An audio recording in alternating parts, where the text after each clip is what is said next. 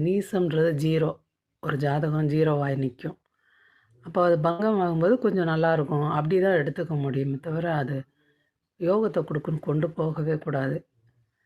நமக்கு தெரிய மாட்டேங்குது. இதெல்லாம் யார் எழுதி வச்சான்னு தேடுனா பேரும் கிடைக்க மாட்டேங்குது, ஒண்ணும் கிடைக்க மாட்டேங்குது. சரி பரவால்ல. அப்புறம் இன்னொன்னு பார்த்தீங்கன்னா, மேஷத்தில சந்திரனும் கேதுவும் இருக்காங்க. துலாத்தில செவ்வாய் ராகுவும் இருக்காங்க.